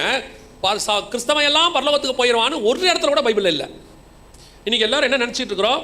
ஒரு சபையில் மெம்பராக இருந்துட்டோம்னா, இல்லை ஒரு தசமாக காணிக்க கொடுத்துட்டோம்னா, அல்லது நாம் வந்துட்டு ஏதோ ஒரு ஊழியத்துக்கு, மிஷினரி ஊழியத்துக்கோ அல்லது எதுக்கோ ஒன்றுக்கு நம்ம கொடுத்துட்டோம்னா கண்டிப்பாக பரலோகத்துக்கு போயிடுவோம் அப்படிங்கிற மாதிரி ஒரு எண்ணம் நமக்கு இருக்குது. அது வந்து கிரியினால நீங்கள் பரலோகத்துக்கு போவதுக்கு அடையாளம். அப்படி போக முடியாது. ஆண்டவர் சொல்கிறாரு, வராது எப்படின்னா, நீங்கள் ஒரு தான தர்மம் பண்ணுறதுனால பரலோகத்துக்கு போயிடலான்னா இதை தான் புறஜாதியாரம் பண்ணுறாங்க. அன்னதானம் பண்ணால் பரலோகத்துக்கு போயிருமா? முடியாது. ஏழைகளுக்கு உதவி செய்தால் பரலோகத்துக்கு போகலாமா? போனால் பலன் மிகுதியாக இருக்கும். ஆனால் போகிறதுக்கு அதல்ல, வேற ஒன்று தேவை. இன்றைக்கி நிறைய பேர் என்ன நினச்சிட்டு இருக்காங்க? இந்த மாதிரிலாம் கிரியை செஞ்சுட்டா, கொடுத்துட்டா நான் பரலோகத்துக்கு போயிடலாம் அப்படின்னு நினச்சிட்டு இருக்கிறான். கவனிங்க, பரலோகத்துக்கு போவதற்கு முதலாவதாக கர்த்தர் எதிர்பார்க்கறது, ரெண்டாவது எதிர்பார்க்கறது என்ன தெரியுமா? சுத்திகரிப்பு. உள்ளுக்குள்ள ராஜாவுக்கு பிடிச்ச மாதிரி ராணி மாறணும். என்ன செய்யணும்? ராஜாவுக்கு பிடிச்ச மாதிரி ராணி மாறணும். அப்போத்தான் என்ன நடக்கும்னு கேட்டிங்கன்னா, ராஜா உங்களை தன்னோடு கூட உட்கார வச்சுக்கொள்வார். நான் சொல்லுங்க, புரியுதா? சில நேரத்தில் நீங்கள் இப்போ போகிறீங்களான்னு தெரியாது. நான் சொல்கிறது ஒரு 20 வருஷத்துக்கு முன்னாடி பஸ்ஸில் போவோம். பஸ்ஸில் போகும்போது நம்ம நார்மலாக நின்றுட்டு தான் போவோம். திடீர்னு ஒரு ஆள் வந்து என்ன பண்ணுவாங்க? பக்கத்தில் நின்று இந்த மேலே இருக்கிற கம்பியை கையை பிடிச்சி இப்படி பிடிப்பாங்க. நம்மளால் பக்கத்தில் நிற்க முடியாது. பார்த்துருக்கீங்களா? நார்மலாக நின்றுட்டு தான் இருப்பாங்க, நம்மளும் நின்றுட்டு தான் இருப்போம். திடீர்னு கையை தூக்கி கம்பியை பிடிக்கும் பாருங்க, கிடு கிடு கிடு கிடு நம்பி நம்ம என்ன பண்ணிடுவோம்? 2 அடி தள்ளி முன்னாடி போயிடுவோம். ஏன்னு உங்களுக்கே தெரியும். நம்ம கூட நிற்கணும், கூட உட்காரணும்னா நமக்கு பிடிச்ச வாசனை இருந்தால் நம்ம என்ன செய்ய முடியும்? உட்கார முடியும். அப்போ நம்ம ராஜா சுத்திகரிப்பின் உச்சம். அவர் சொல்றாரு, நான் பரிசுத்தராய் இருப்பது போல நீங்களும் பரிசுத்தராய் இருங்கள் அப்படிங்கிறாரு. அப்போ அந்த பரிசுத்தமாய் நான் மாறினாதான் அவர் கூட சிங்காசனம் என்ன செய்ய முடியும்? அப்போ அதுக்கு எனக்கு என்ன தேவை? 12 மாதமும் சுத்திகரிப்பு தேவை. ஏன் 12 மாதமும் சுத்திகரிப்பு தேவைன்னு கேட்டிங்கன்னா, நினையாத நாளிகையிலே நம்முடைய ராஜா வருவார். எதிர்பார்க்காத காலத்தில் வருவார். இப்போ நல்லா கவனிச்சிங்கன்னா, அந்த இடத்துல எஸ்தர் சொல்லுவாங்க, ராஜா எப்போ கூப்பிடுறாரோ அப்போதான் போக முடியும். இப்படி பாருங்க, 13வது வசனத்தில் வாசிங்க. இப்படி ஜோடிக்கப்பட்ட பெண் ராஜாவின் இடத்தில் பிரவேசிப்பாள். கன்னி மாடத்திலிருந்து தன்னோட கூட ராஜ அரமனைக்கு போக அவள் தனக்கு வேண்டும் என்று கேட்பவை எல்லாம் அவளுக்கு கொடுக்கப்படும். ஒரு நிமிஷம், 4ஆம் அதிகாரம் இருங்க, நான் இன்னும் சொல்லலை, இருங்க ஒரு நிமிஷம்.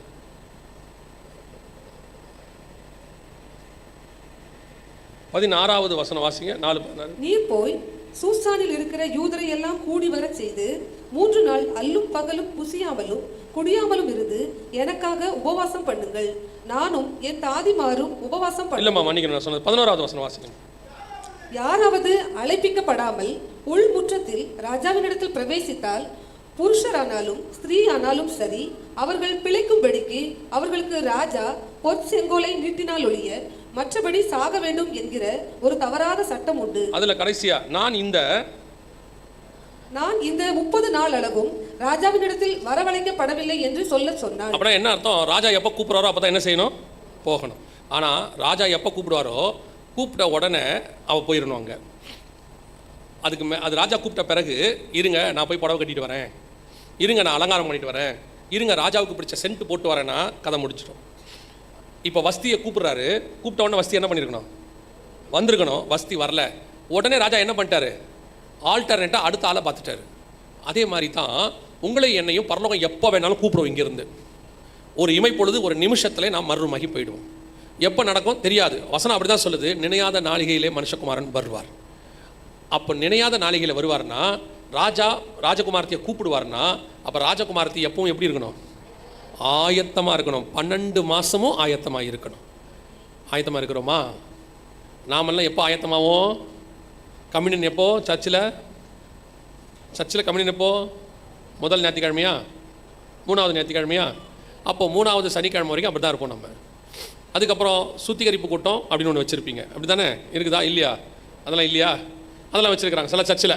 சுத்திகரிப்பு கூட்டம் அது என்னன்னு கேட்டால், நாளைக்கு கம்யூனியன், இன்றைக்கி சுத்திகரிப்பு, இன்றைக்கி உட்காந்து பாவியாக என்மேல் கிருபை ஆயிரம்னு வயிற்றுல வாயில் அடிச்சுக்கிறது, டம்முன்னு அடித்து ஆண்டவரேன்னு அன்றைக்கி பரிசுத்தமாகி மறுநாள் காலையில் என்ன எடுத்துருவோம்? கம்யூனியன். அதுக்கப்புறம் அடுத்த 29 நாள் அப்போ கம்யூனியன் போது வரக்கூடிய பரிசுத்தவான்கள் ஒரு கூட்டம் இருக்குது. இவங்க கம்யூனியன் அன்றைக்கி தான் பரிசுத்தமாக இருப்பாங்க, அது கூட முழுசாக இருக்க மாட்டாங்க, அந்த கம்யூனியன் எடுக்கிற வரைக்கும் தான் இருப்பாங்க. திருப்பி வீட்டுக்கு போகும்போதே சண்டை வந்துடும். சபையிலே ஒரு ஆள் இருக்கும், அதனால நம்ம சபையில் என்ன பண்ணி வச்சாங்க முந்திலன்னா, 4 பக்கமும் திரும்பி உங்களுக்கு சமாதானம்னு சொல்ல சொன்னாங்க. கம்யூனியன் எடுக்கிறது முன்னாடி என்ன பண்ணணும்? சமாதானம். இந்த பக்கம் திரும்பினா நமக்கு பிடிக்காத ஆள் அன்னைக்கு பார்த்து தெரியாமல் வந்து உட்காந்துருச்சு. அந்த சமாதானம் சொல்கிறது நல்லா இருக்கும். சமாதானம் சொல்லும் போது எப்படி சொல்லுவோம்? சமாதானம். வீட்டில் போகும்போது சொல்லிட்டு போவாங்க, அவள் வந்து என் பக்கத்தில் உட்காந்துட்டா, இன்னைக்கு கம்யூனியன் எடுத்த மாதிரியே இல்லை. இவங்க எப்படி ராஜா கூட போய் உட்காருது? எப்படி உட்காருவீங்க?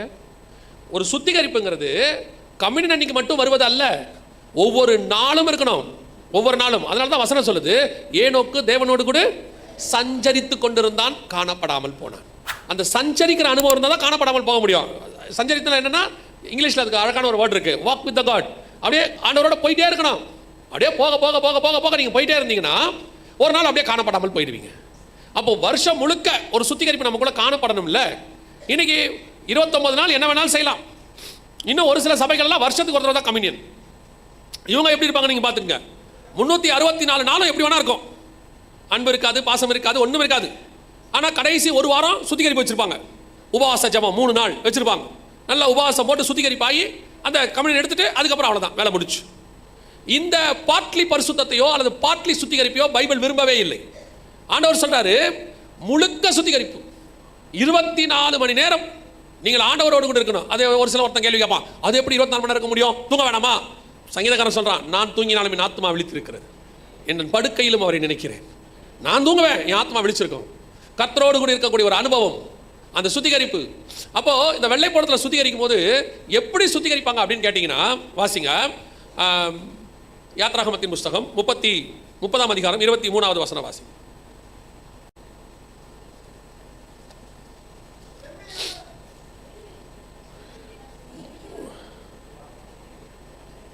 மேன்மையான கந்த வர்க்கங்களாகிய சுத்தமான வெள்ளை போலத்தில் பரிசுத்த ஸ்தலத்தின் சேக்கலின்படி 500 சேக்கல் எடையையும், சுகந்த கருவாப்பட்டையிலே அதில் பாதி ஆகிய 250 சேக்கல் எடையையும், சுகந்த வசம்பில் 250 சேக்கல் எடையையும், லவங்கப்பட்டையில் 500 சேக்கல் எடையையும், ஒலிவ எண்ணெயில் 1 குடம் எண்ணெயும் எடுத்து, அதனால் பரிமள தைலக்காரன் செய்வது போல ஊட்டப்பட்ட பரிமள தைலமாகிய சுத்தமான அபிஷேக தைலத்தை உண்டு பண்ணுவாயாக.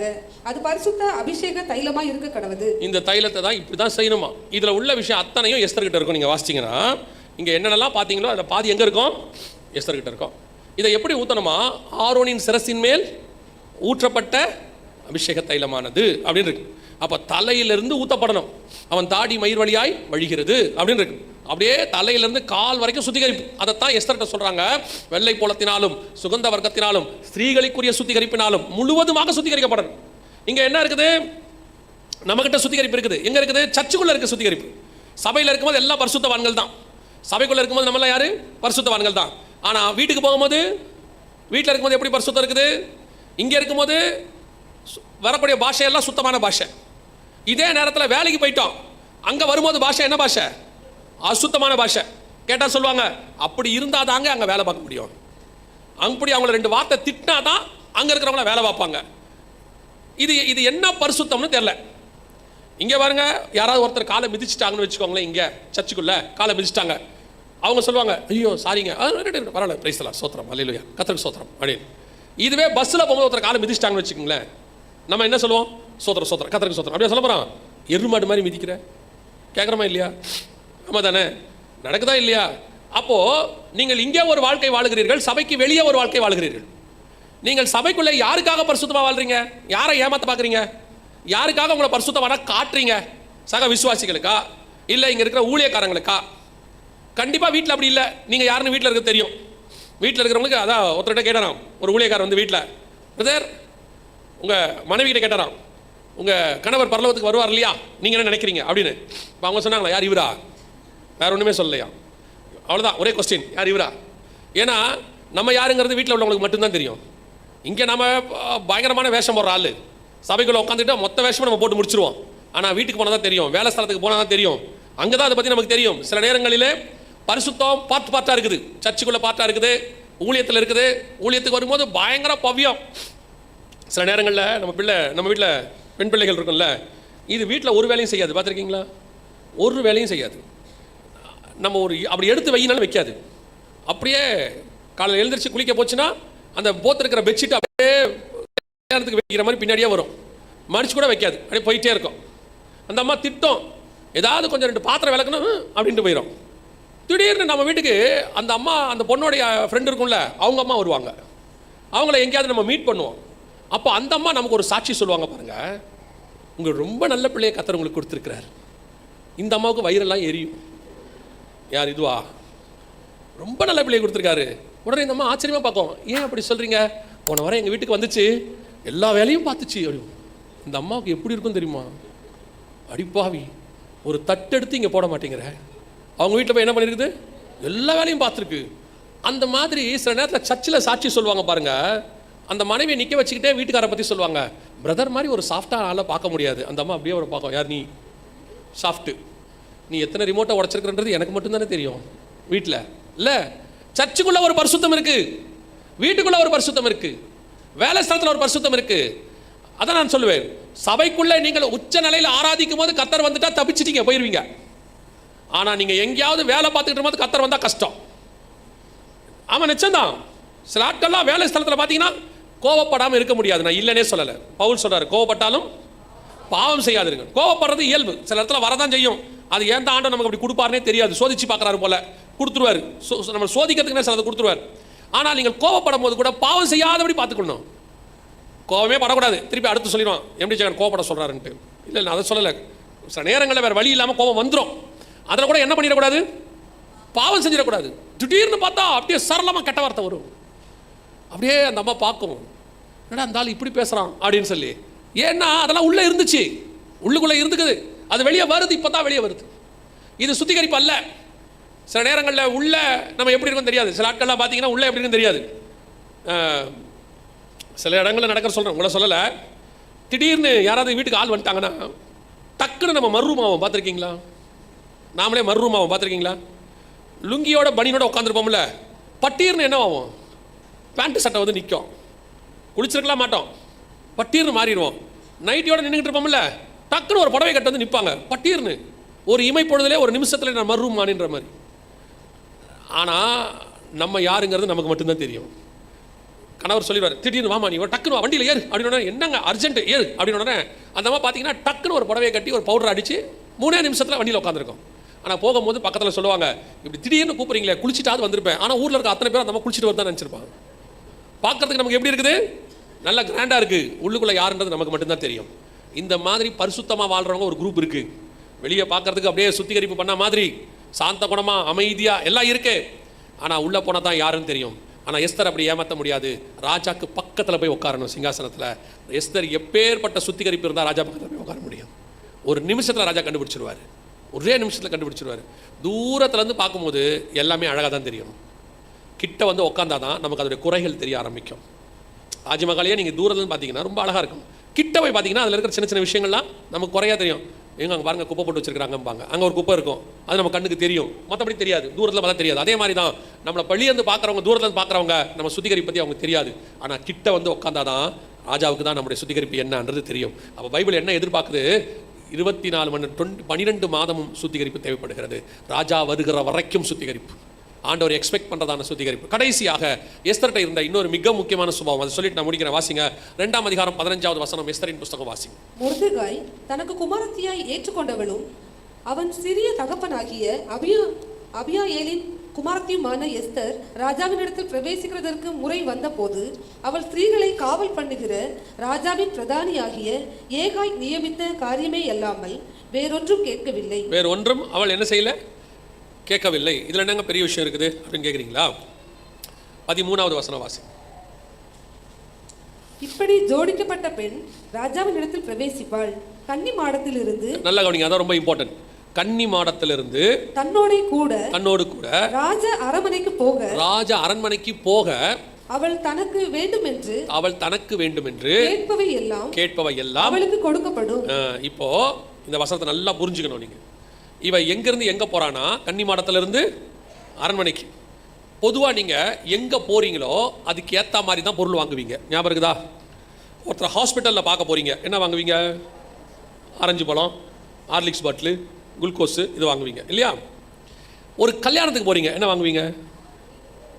நாங்கள் எங்கே வாங்கணும், நாங்கள் 50 ரூபாயை மொய்யை போட்டு கொடுத்துட்டு சாப்பிட்டுல வந்துடுவோம் அப்படின்றீங்களா?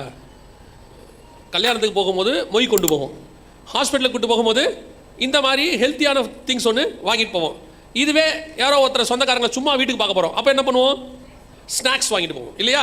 அப்போ நம்ம போகிற இடத்துக்கு ஏற்ற மாதிரி தான் என்ன செய்வோம், அந்த பொருள் வாங்குவோம். நீங்கள் என்றைக்காவது கல்யாண பத்திரிக்கை வைக்கும் போது குளுக்கோஸும் ஹார்லிக்ஸும் வாங்கிட்டு போவீங்களா? அந்த வீட்டுக்கு நாங்கள் கல்யாண பத்திரிக்கை வைக்க வந்தோம், என் பொண்ணுக்கு கல்யாணம், இந்தாங்க ஒரு ஹார்லிக்ஸ் பாட்டில் குடிச்சிட்டு தெம்பா வந்துருங்க சொல்லியிருப்போமா? ஸோ நம்ம போகிற இடம், போகிற காரியம் என்னவோ அதை பேஸ் பண்ணி தான் வாங்குவோம் இல்லையா? இப்போ இந்த ஸ்திரீகள் எங்கேருந்து எங்கே போகிறாங்க? கன்னி மாடத்திலிருந்து ராஜாவை பார்க்க போகிறாங்க. அப்போ என்ன வாங்கிட்டு போனோம்? ராஜாவுக்கு என்ன பிடிக்குமோ அதான் வாங்கிட்டு போனோம். யாரை பார்க்க போகிறோம்? ராஜாவை பார்க்க போகிறோம். அப்படி போகிற பெண் என்ன கேட்டாலும் கிடைக்கும், அப்படிதானே இருக்குது? அவள் வேண்டும் என்று கேட்பவை எல்லாம் அவளுக்கு எதுக்கு கொடுக்குறாங்கன்னா, நீ என்ன வேணாலும் கேளுப்பா, நான் உனக்கு தரேன். எதுக்கு? நீ ராஜாவை பார்க்க போற. ராஜாவை பார்க்க போற, நீ அவரை இம்ப்ரெஸ் பண்றதுக்கு, ராஜகுமாரியா மாறுறதுக்கு என்ன வேணுமோ கேளு, நாங்க தரோம், அதை செய், போட்டு ராஜாவுக்கு பிரியமா நடந்துக்கோ, அவ்வளவுதான். ஆனா இதே பொண்ணு வீட்டுக்கு போகும்போது வேற. வீட்டுக்கு போகும்போது என்ன கேட்டாலும் கிடைக்கும் நாங்கள் சொல்ல முடியல. அங்கே என்ன சொல்லப்படுது? கன்னி மாடத்திலிருந்து அரண்மனைக்கு போக அந்த பெண் வேண்டும் என்று கேட்பவை எல்லாம் அவளுக்கு. அப்போ அதோட அர்த்தம் என்ன அப்படின்னு கேட்டீங்கன்னா, அவள் எதை போட்டுக்கொள்ள வேண்டும் என்றால் ராஜாவுக்கு கொண்டு போக வேண்டியது என்னவோ அதான் போட்டுக்கணும், அதுதான் அவளுக்கு பிரியமானதாக இருக்கணும். இப்போ இவங்க என்ன பண்ணுவாங்க, எல்லாரும் ராஜாவை இம்ப்ரெஸ் பண்றதுக்கு தான் வாங்கி போட போறாங்க. எல்லாமே எதுக்கு போட போறாங்க? ராஜாவை சந்தோஷப்படுறதுக்கு தான் வாங்குவாங்க. ஆனா எஸ்தரோ வென்றால் 15ஆம் வசனம் என்ன சொல்லுது? எஸ்தரோ வென்றால் வேறு ஒன்றையும் கேட்கவில்லை, ஏகா தனக்கு நியமித்த காரியம் அல்லாமல் வேறு ஒன்றையும். ஏங்க இப்போ எல்லாரும் நிற்கிறாங்க வரிசையா, எஸ்தரும் நிற்கிறாங்க. இப்போ எல்லா பெண்களும் தங்களுக்குரியதான டேலண்ட்டை காட்டுவாங்க. பச்சைக்கல்லு கமலு, பச்சைக்கல்ல மூக்குத்தி, பச்சைக்கல்ல வளையல் எல்லாம் போட்டு பச்சை புடவை கட்டி அப்படி வந்து எல்லாம் பச்சையிலே இருக்க. ராஜாவுக்கு ஒருவேளை பச்சை பிடிக்குமோ? எதை வச்சு சொல்ற? இல்லை அன்றைக்கி ராஜா வரும்போது பார்த்தேன் பச்சை கலர் இருந்துச்சு. ஓஹோ. இன்னொருத்தர் பார்த்தீங்கன்னா அவங்க ஒரு விதமா அப்படியே அலங்காரம் பண்ணி, நீ எப்படி நிற்கிற, ஒருவேளை ராஜாக்கு இதான் பிடிக்கும் போல அப்படின்னு எல்லாரும் அவங்க வாங்கி போட்டு ராஜா, அவங்களாம் எதுக்கு தான் போடுறாங்க? ராஜா கிட்ட நல்ல பேர் வாங்க தான் போடுறாங்க. ஆனால் எஸ்தர் என்ன பண்ணுறாலாம், ஏகாட்ட போறா, நான் என்ன போட்டுக்கிட்டோன்னு கேட்குறா. இல்லை எஸ்தர், உனக்கு ராஜாவை அதெல்லாம் இருக்கட்டும், நான் என்ன போட்டுக்கணும் நீ சொல்லு. ஏன் ஏகா மேலே அவ்வளோ பாசமா? அதெல்லாம் ஒன்றும் இல்லை, ஏகாவுக்கு தான் தெரியும் ராஜாவுக்கு என்ன பிடிக்கும். ஏன்னா ஏகா தான் என்ன செய்கிறாரு, ராஜாவுக்கு ஆயத்தம் பண்ணுகிறவர், ராஜா கூட இருக்கிறவர். ராஜாவுக்கு என்ன பிடிக்கும் பிடிக்காதுங்கிறது யாருக்கு தான் தெரியும்? ஏகாவுக்கு தெரியும். அதனால எஸ்தர் பார்த்தா, சரி ஓகே ரைட், நீங்களாம் உங்களுக்கு பிடிச்சதை போட்டுங்க. இப்போ ஏகாக்கு ஏகா ஒன்று கொடுக்குறாரு, அது ரொம்ப சிம்பிளாக இருக்குன்னு வச்சுக்கோங்க. ஒரு உதாரணத்துக்கு சுற்றி இருக்கிறவங்கள கேட்பாங்க, என்ன எஸ்தர் இவ்வளோ சிம்பிளாக போட்டிருக்கிற, இதை வச்சுட்டு எப்படி ராஜாவை நீ போய் ராஜகுமாரத்தை மாறுவா ராஜா கிட்ட? அவன் சொல்லுவா, அதெல்லாம் எனக்கு தெரியாது, ஏகா எனக்கு இதான் கொடுத்தாப்புல, நான் அதான் போட்டுப்பேன். உடனே அவங்க சொல்லுவாங்க, பைத்தியக்காரி மாதிரி இருக்கியே, ராஜாவா கவரத்துக்கு எவ்வளோ அலங்காரம் பண்ணணும், எல்லாம் பண்ணணும். அப்போ அவ சொல்லுவா, நீங்கள் எல்லோரும் உங்கள் சுய முயற்சியில் ராஜாவை திருப்திப்படுத்த நினைக்கிறீர்கள், நானோ ராஜாவுக்கு பிடித்தது என்னன்னு தெரிஞ்ச ஒரு ஆள் இருக்கிறாரு, அவர் எனக்கு சொல்லுவார், அதை நான் வாங்கி கொள்ளுவேன். இது வேற யாரும் இல்லை, அதான் பரிசுத்த ஆவியானவர். அவர் சபைக்குள்ள இருக்கிறாரு, அவருக்கு தான் தெரியும் நீங்கள் வேண்டிக் கொள்வது என்னதென்று அறியாதிருக்கிறபடியினால் ஏற்ற நேரத்தில் ஆவியானவர் நமக்கு என்ன செய்கிறார்? உதவி செய்கிறார். நீங்கள் பல நேரத்தில் ஊழியத்துக்காக தான், ஆண்டவருக்காக தான், ஆண்டவருக்காக அப்படின்னு சொல்லி சொல்லி சொல்லி நிறைய செய்கிறோம். ஆனால் ஆண்டவர் கொடுத்துறாரு, கேட்பவை எல்லாம் என்ன செய்யப்படும்? கொடுக்கப்படும். ஆனால் கர்த்தருக்கு பிரியமாது, கர்த்தர் சித்தமா, கர்த்தர் விரும்புகிறாரா, அதான் கேள்விங்க. கர்த்தர் ஆசைப்படுறாரா, அதான் கேள்வி. பல நேரத்தில் இங்கே என்ன நடக்குது அப்படின்னு சொல்லி நீங்கள் கேட்டீங்கன்னு சொன்னால், கர்த்தருக்கு பிரியமானதை நம்ம கேட்கறது இல்லை, கர்த்தருக்கு விரும்பினது கேட்கறதில்ல, நம்ம பிரியப்பட்டு கர்த்தருக்கு செய்ய நினைக்கிறோம். இதை கூட நிறைய பேர் என்ன சொல்றாங்க, இது என்னங்க தப்பா, நாங்கள் ஆசைப்பட்டு தானே செய்கிறோம், கர்த்தர் சொல்றாரு அவனை கொடுத்து தொலைடா. ஆனால் எனக்கு பிரியமா ஒன்று நடக்கும், அது யாருக்கு தெரியும்னா பரிசுத்த ஆவியானவருக்கு தான் தெரியும். அந்த பரிசுத்த ஆவியானவர் என்ன பண்ணுவார், இயேசுவுக்கு என்ன பிடிக்குமோ அதுக்கேற்ற மாதிரி உங்களை மாற்றுவார். அப்ப நீங்க ஆவியானவர் சத்தத்துக்கு செவி கொடுக்கிறவரா இருந்தால் இயேசு ராஜாவுக்கு ஏற்ற மாதிரி உங்களை மாற்றுவதற்கு ஆவியானவர் உங்களை செய்வார்.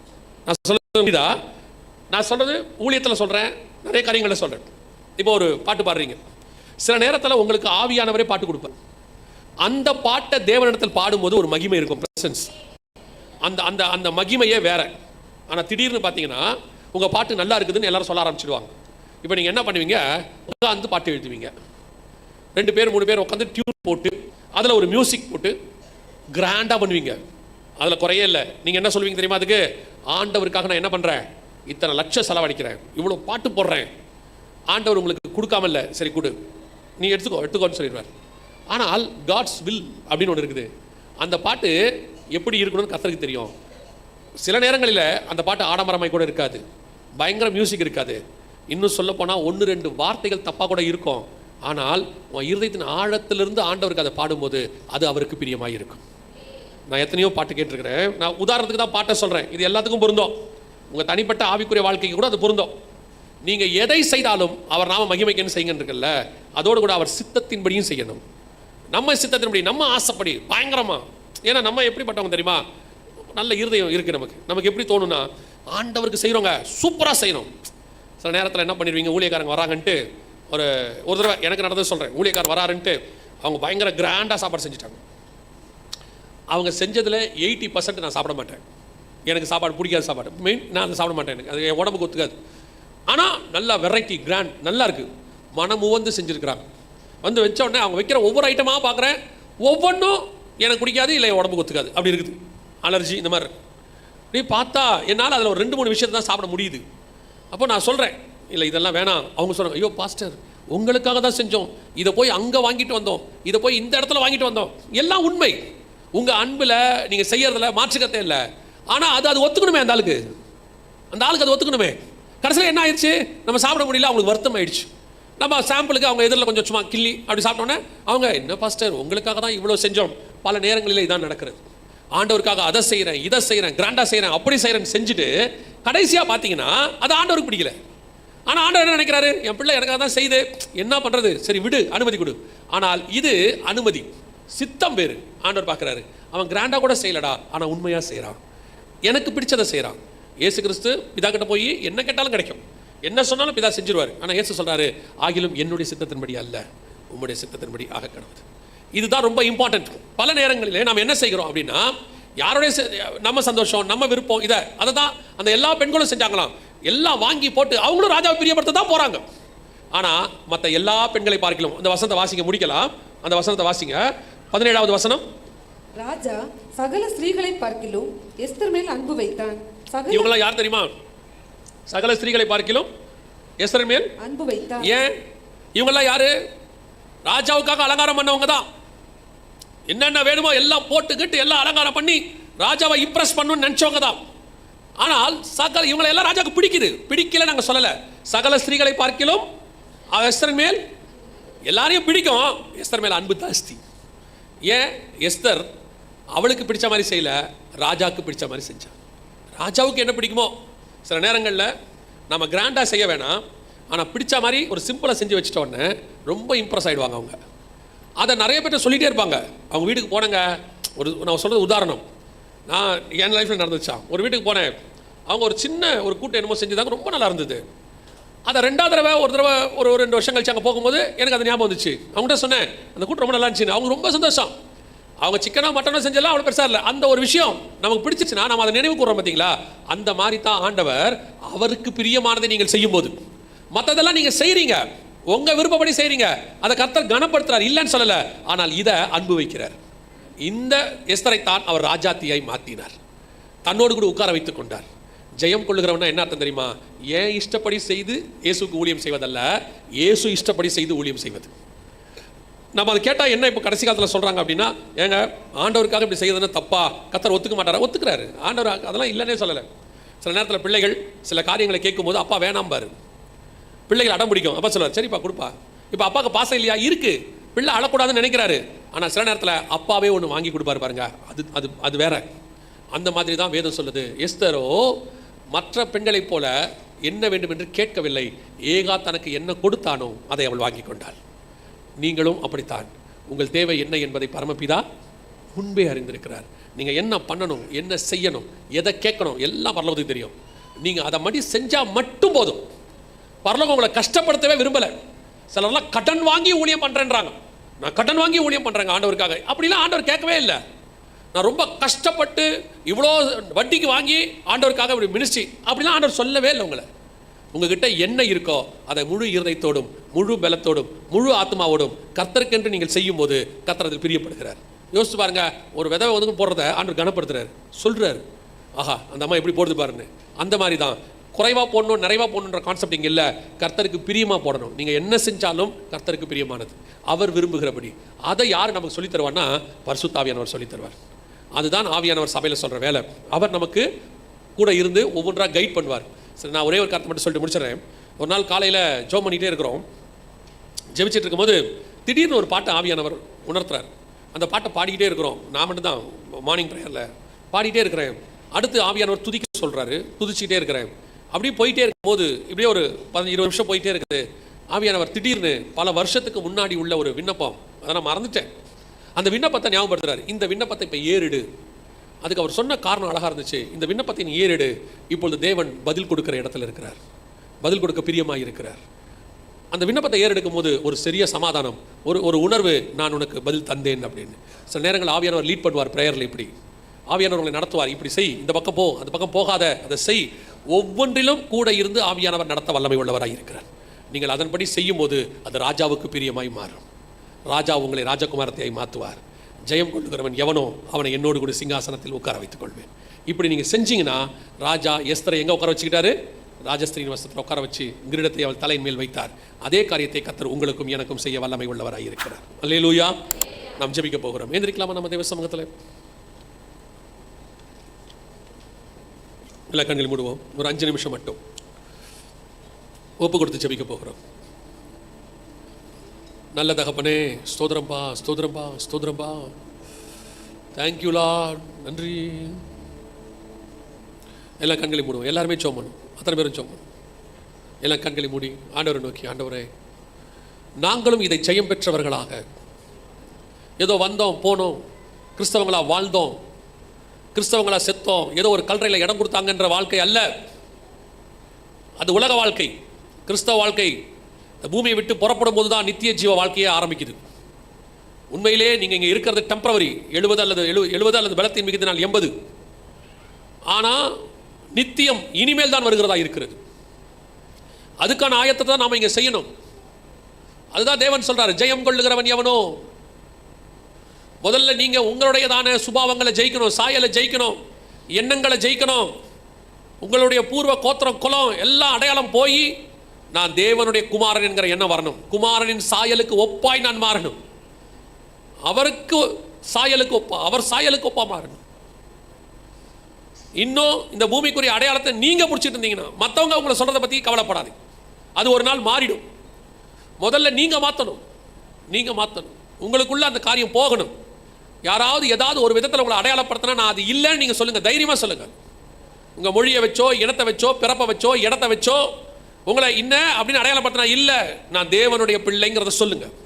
இந்த அடையாளத்தை நான் தொலைக்க விரும்புறேன்னு சொல்றேங்க. இந்த அடையாளத்தோட நான் வாழ விரும்பலன்னு சொல்லுங்க. ஏன்னா இது பூமிக்குரிய அடையாளம், இது மனுஷனால் ஏற்படுத்தப்பட்டது. ஆதாம் தன் சாயலாய் ஒரு குமாரனை பெற்றான். இதெல்லாம் இந்த பூமியில மனுஷன் ஏற்படுத்தினது, சாயல், அடையாளம். இதெல்லாம் தொலையணும், மாறணும். நமக்குள்ள தேவ சாயல் வரணும். 2வது, தேவனுடைய சமூகத்தில் ஒவ்வொரு நாளும் சுத்திகரிக்கப்படணும். ஆண்டவரோடு கூட நடக்கிற அனுபவம், உச்சம் தலை முதல் உள்ள கால் வரைக்கும் அபிஷேக தைலம் ஊற்றப்பட்டது போல நம்முடைய சிந்தனையிலிருந்து நடக்கை வரைக்கும் கர்த்தர் விரும்புகிற ஒரு பரிசுத்தம்.